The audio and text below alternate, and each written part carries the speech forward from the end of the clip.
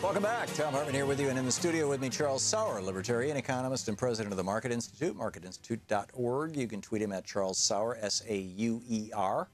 And Charles, welcome back. Thanks for having me. So you and I talked about this in email. I think it was over the weekend. I've been reading this book, Democracy in Chains, the history of the modern right. Yep. And I thought, you know, I think I could make your arguments, and I was wondering if you could make my arguments. I sent you an email saying, you know, would you like to do a role reversal? And you play the role of FDR, and I'll play the role of Ronald Reagan. You want to, or at least that worldview. Sounds fun to me. Okay, start, sir. Well, look, the right, the political right, and the fiscal right likes making the policy that the free market is the end-all, be-all. But you know, the free market is good in good times, but we know that it's not always good times. We know that when businesses go bad, the economy goes bad with it. And if the economy's going bad, businesses do worse. And it's this run that just keeps going down, right? So where the government can come in and where the government's role should be is this smoothing factor. So when FDR came into office, there was 25% unemployment. There was runs on the banks. He stopped that.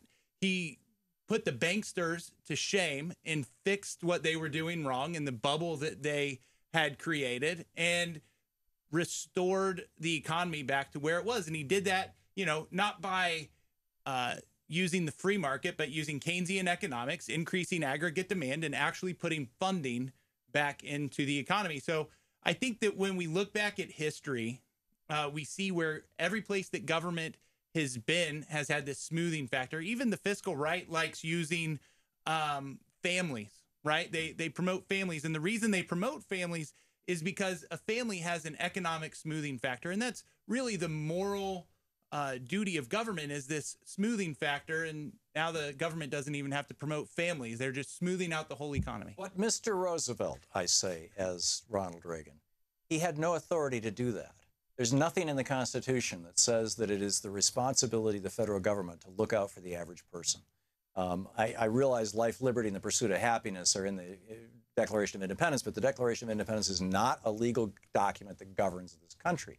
So, you know, the Supreme Court in the first couple of years of the FDR administration struck down, you know, minimum wage laws, struck down child labor laws, struck down, you know, a lot of his efforts to smooth out the economy, to stand up for the little guy, to stand up to the banksters. I mean, that changed in '37, I guess, but there's no legal authority to do that. The free market is this magical thing, and I don't mean that sarcastically, in that it's millions of people making millions of decisions instantaneously, and it should have, Reagan would say, it should have priority over, you know, pointy-headed bureaucrats like FDR and Francis Perkins and their buddies who say, oh, well, I know how to make things work better, you know, just elect me and I'll do it. In fact, arguably, they were just buying votes. They were saying to people like Bernie Sanders was saying, you know, elect me and I'll give you free education and free health care.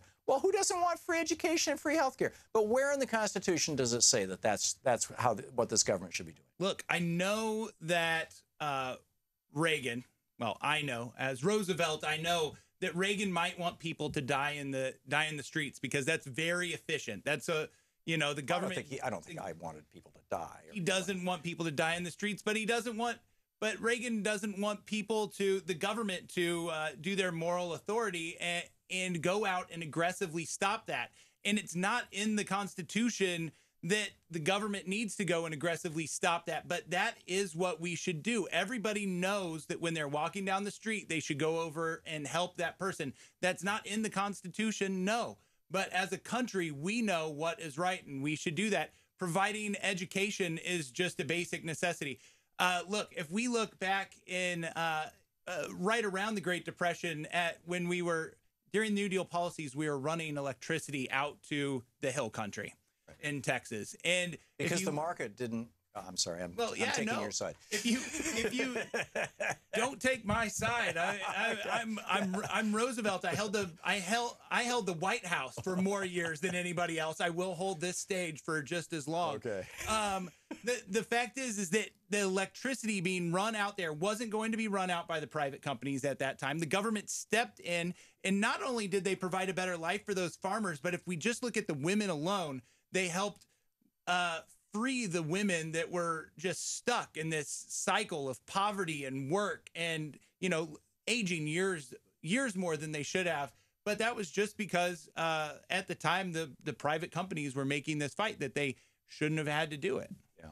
But, well, ultimately, though, I mean, I think Reagan would say, or the Reaganistas, that really you have to make a choice. Do you want security or do you want freedom? Security or liberty? And, you're pitching for security here, Mr. Roosevelt, and I understand that. People were pretty rattled by the Great Depression. But at the end of the day, isn't the founding principle of the United States, isn't what this country was founded on, the idea of liberty? I mean, at least back then it was liberty for, white male property holders, but still liberty. And shouldn't that be the standard that we follow? Again, I think especially when you're speaking as Reagan and you look at, a drug war and the moral reach that President Reagan was going to do, I think he would disagree with those very statements. But if you look put it in the context of like public education, I mean, why is the government providing schooling to people? I mean, where's that in the Constitution? So to go with something that Ronald Reagan and was probably written about in Democracy in Chains, the Cato Institute actually has some great research on this, and the Cato Institute is definitely not a fan of Roosevelt, but it used to be called the Charles Koch Foundation. But the fact is Bill Niskanen, who was in the Reagan administration, has research papers that show the effectiveness of government in working on roads and providing other public goods like transportation. That is the aggregate demand, again, that Keynes talks about, where when the private sector sags, the government can pick up over here and we can have a constant demand and actually smooth out the economy. And it's a really important factor, as Roosevelt would say. Yeah. Okay. So I understand your point of view, and we only have a couple minutes left, so let's flip this now and just resolve this. So you've portrayed my point of view. I've portrayed, I hope, your point of view. Yeah. How do we reconcile these things as a country, Charles? I think, can't we have liberty and security? I think for me the liberty and security issue is the right way to talk about this, and that's when I was thinking through these talking points of how to do it. I give up the security for the liberty, because the liberty lets me reach levels that they don't have the ability to reach in other countries. And that's, for me, why it is important to have that. Well, in practical means, though, what does that mean? I mean, for example, I mean, I'm an entrepreneur. I'm a serial entrepreneur. I've started, 5 successful, fairly large successful businesses in my life, and a couple of failures. And each time I was taking a huge chance. I was sacrificing security. And even when we had 3 kids, Louise and I started from scratch several times in our lives. But I was also I could say that like I'm some sort of proud capitalist, but there's a certain amount of BS to that, because I was also white. I was born into the middle class. I got a good public school education. In fact, I got an excellent public school education. It was when Eisenhower was funding programs for gifted kids. And I had, family. I had a support network. My family was not wealthy. My dad was a tool and die maker, but I had, I always knew that there was someplace I could go if everything went to hell. I could always go live with my parents. I have 3 brothers. Lots of entrepreneurs in the past have been there. Lots will be there in the future. But there's also people that haven't been there and are willing to take that jump, that risk of becoming an entrepreneur. No, but that's my point. Is that if you look at society, if you look at America, there's less entrepreneurialism happening in America right now, and I would say it's because of monopoly, than there is in Northern European countries, where monopoly is outlawed. Isn't that where that middle ground is? I mean, I think you see a lot of things over here. I think you see the tax rate as being bad. I think you see regulations is increasing. Healthcare is up in the air. I think that there's a lot. Intellectual property is being harder to defend here. It's now easier to defend overseas and even in China. There's a lot of reasons that go into that, but every time you jumped and you made that leap to become an entrepreneur, which I'm supportive of, and that's, it's one of those common threads that you and I have. I think that that's what we want to encourage, but you also have to have the ability to fail underneath it, or people jump or try too many things. That was my point. I mean, I was part of the, probably 60-70% of Americans who have all those advantages. And, I mean, and I would say that that's probably true of most entrepreneurs, from Bill Gates on down. I mean, he came from a much wealthier family than mine.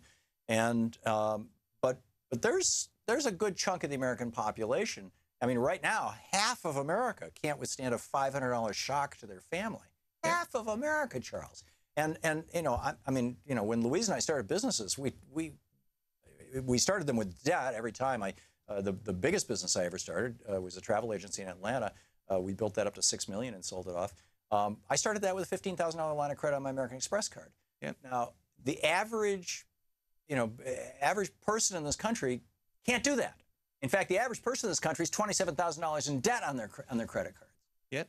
So look, shouldn't we say, okay, liberty is fine, but you have to have, Franklin Roosevelt, a necessitous man is not a free man.